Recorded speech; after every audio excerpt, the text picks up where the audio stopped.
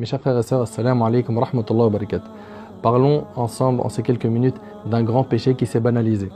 Ce grand péché, c'est le fait de retarder ses prières et de les faire sortir de son temps.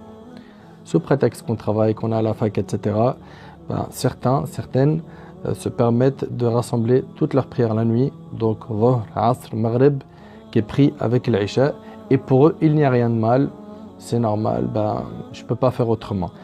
Donc eux, comme ils travaillent ou qu'ils sont étudiants, c'est ce qu'ils disent. D'autres, parce qu'ils vont sortir faire du shopping ou voir leurs amis, ils se permettent aussi de retarder leur salawat et les faire sortir de leur temps. Vous allez voir que c'est quelque chose de très très très grave dans cette vidéo.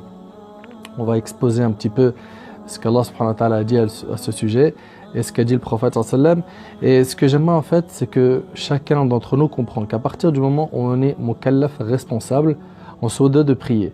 Et on se doit d'adorer Allah subhanahu wa ta'ala comme lui il le veut, pas comme nous on le veut. Et le bien, tout le bien se trouve dans notre religion.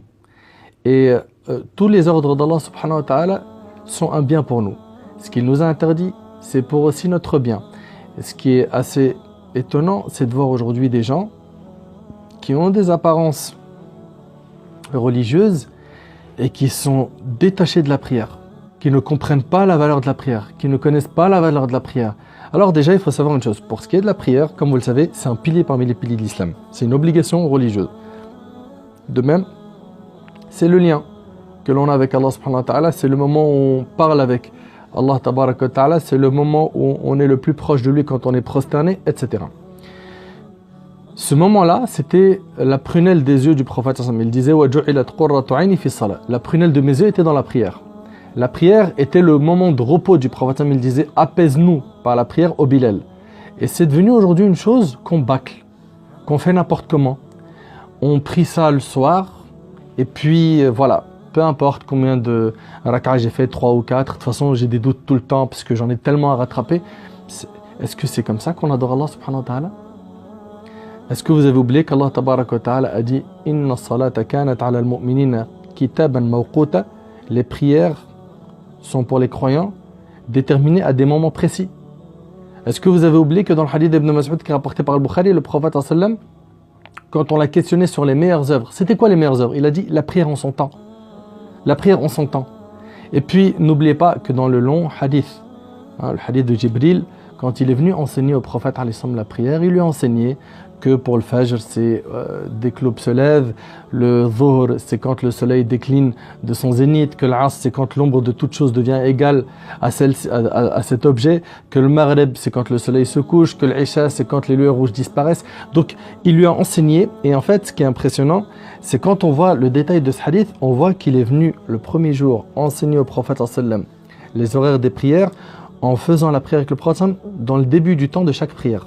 C'est-à-dire le début du Dhuhr, le début du Asr, etc. Le lendemain, il est venu avant la fin de chaque temps, de chaque salat. Il est venu avant la fin de chaque temps, de chaque salat.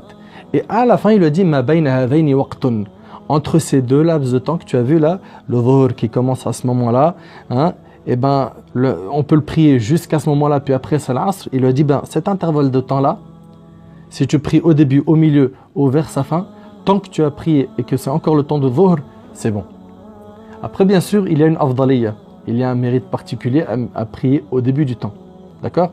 Mais c'est permis de prier du Dhuhr jusqu'avant que l'Asr entre. D'accord? Et ainsi de suite pour chaque prière. Bon, on ne va pas détailler ces sujets avec les divergences de Waqt al-Maghrib chez telle école comme les Malikites, etc. Mais retiens, mon frère ainsi que toi, ma soeur, qu'Allah il a fixé des règles, il a fixé des temps. Il a fixé un nombre de prières. Pourquoi est-ce que toi, tu veux faire les choses à ta sauce? Et puis, subhanallah, c'est quand même, triste de voir des gens venir le soir faire Dhuhr, Asr, Maghrib, Isha. C'est quoi la prochaine étape? La prochaine étape, ça sera quoi? On va nous dire que quelqu'un a pris le Fajr et puis il s'est dit, bon, au lieu de les rattraper le soir, je les fais tout le matin. C'est ça la prochaine étape? Si quelqu'un il vient le matin parce qu'il a la force, il a la pêche, il fait Subh, Dhuhr, Asr, Maghrib, Isha, au lieu de les rattraper le soir, il dit je les rattrape le matin. Jusqu'à où en fait? On va où? Pourquoi ne pas nous plier tout simplement? Parce que là, subhanallah, wallah, on devrait avoir honte de nous de désobéir à Allah et de commettre des grands péchés. J'ai bien dit des grands péchés, je pèse mes mots. des grands péchés comme ceux du fait de sortir la prière de son temps. Allah tabaraka wa ta'ala a dit, écoutez attentivement, fawaylun lil musallin, malheur à ceux qui prient. Mais qui?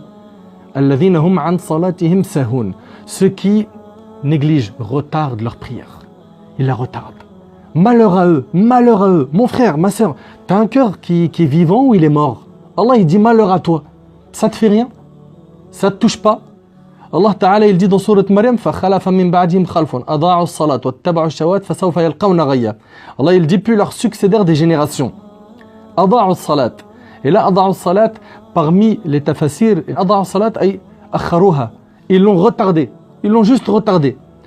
Et وَاتَّبَعُوا الشَّهَوَاتِ. Ils ont retardé la prière et ils ont suivi leur passion.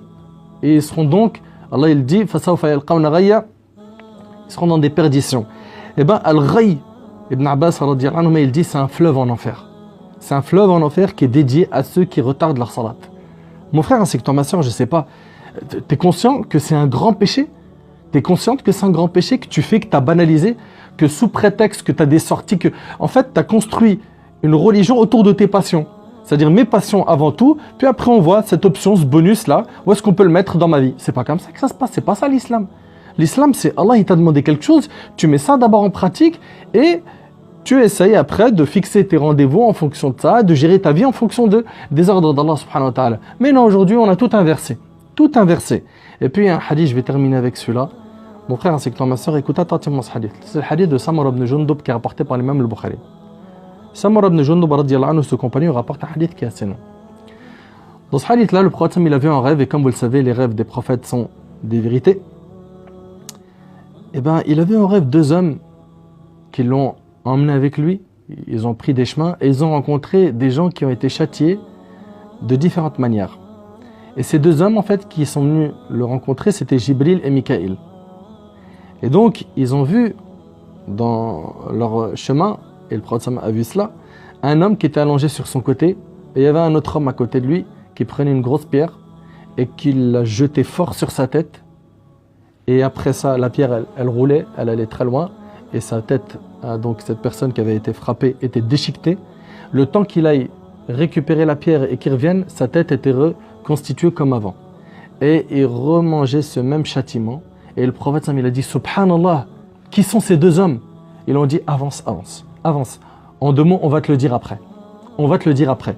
Puis ils ont avancé.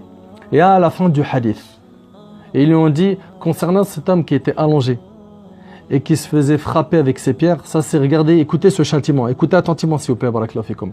Cette personne-là, c'est une personne qui apprenait le Coran mais qui ne le mettait pas en pratique. Et qui dormait en ratant les prières obligatoires. Allahu Akbar. Le hadith, il est rapporté par l'imam al-Bukhari. C'est-à-dire que c'est une personne qui faisait sortir les prières de leur temps. Il dort toute la nuit et il se lève au dhuhr. Il a raté le subh. Il dort un peu avant le dhuhr et il se lève après l'asr. Il a raté le dhuhr. Il dort, il fait sortir la prière de son temps. Tu veux ce châtiment, mon frère, ainsi que toi, ma soeur? Si tu as un cœur encore en vie, en principe, après ce que tu as entendu, c'est terminé. Tu dois arrêter ça. Et pour arrêter ça, tu sais qu'est-ce que tu dois faire? Tu dois te repentir. Parce que tu as fait ce grand péché à plusieurs reprises. Et le repentir, ça a des conditions. Un, c'est le regret sincère du cœur. D'accord? Le regret sincère du cœur. Deux, te détacher immédiatement de ce péché. C'est-à-dire qu'à partir de maintenant, et après cette vidéo, crois-moi sur parole, tu n'as plus d'excuses devant Allah. Ne viens pas dire après, ouais mais je savais pas, on m'a pas prévenu. Si tu as visionné cette vidéo jusqu'au bout, tu n'as plus d'excuses devant Allah subhanahu wa ta'ala. Donc, tu te débrouilleras pour faire le nécessaire pour ne pas faire sortir une prière de son temps. D'accord? Et ça fait partie des conditions du repentir. Si tu veux qu'Allah te pardonne, si tu veux pas qu'Allah te pardonne, c'est ton choix. Ok? Mais après, assume les conséquences le jour du jugement. Donc on a dit premièrement le regret sincère du cœur. Deuxièmement, c'est que tu te détaches immédiatement de ce péché. C'est-à-dire à partir de maintenant, c'est fini cette histoire de ce prétexte que je vais faire du shopping ou voir mes amis ou mes copines pour les sœurs entre elles ou les frères qui vont se voir entre eux et qui vont jouer au foot ou qui vont se distraire. Eh ben allez, on tasse les prières, on les rattrape le soir et puis c'est pas grave. Allah il est Ghafur Rahim. Il est pardonneur, il est miséricordieux. N'oubliez pas qu'il est aussi dur en châtiment. Ne venez pas prendre ce qui vous plaît des textes et jouer que sur la miséricorde divine. N'oubliez pas aussi qu'il y a le châtiment d'Allah subhanahu wa ta'ala. Et on espère bien sûr la clémence et la miséricorde divine. Mais pour ça, il faut faire des efforts. Donc on a dit se détacher immédiatement du péché. Et 3, et ça c'est la dernière chose, c'est d'être déterminé à ne plus jamais le refaire. Sois déterminé mon frère, c'est que toi ma soeur. Respecte-toi un petit peu, subhanallah. Respecte-toi un petit peu. Bon, tu ne le savais pas, ou tu ne voyais pas la gravité, à partir de maintenant, tu n'as plus d'excuses devant Allah subhanahu wa ta'ala. Ressaisis-toi et sache que celui qui se repent du péché, c'est comme si qu'il ne l'avait pas fait. Le prophète il a dit At-ta'ib min adh-dhanb kaman la dhanba lah. Regarde comment c'est beau. Celui qui se repent d'un péché, c'est comme si qu'il ne l'avait pas fait. At-tawba, c'est quelque chose qui va détruire ces péchés que tu as fait, voire même te les transformer en bonnes actions. Donc, alhamdoulilah, tu peux te rattraper, garde espoir, sois quelqu'un de positif. Dis pas que voilà, je culpabilise, c'est chaud, je vais avoir un châtiment. Non, dis plutôt, je vais me ressaisir et Inch'Allah, je vais gagner la miséricorde d'Allah pour obtenir le paradis. Je veux ton bien du fond du cœur. C'est pour ça que j'ai utilisé un ton un petit peu sec avec toi, mais c'est Wallahi al-Azim pour ton bien. Ressaisis-toi, reprends-toi en main. أسأل الله سبحانه وتعالى أن ينفعني بما قلت وأن ينفعكم بما سمعتم. هذا ما أعلم والله عز وجل أعلى وأعلم. سبحانك اللهم وبحمدك أشهد أن لا إله إلا أنت أستغفرك وأتوب إليك. بارك الله فيكم والسلام عليكم ورحمة الله وبركاته.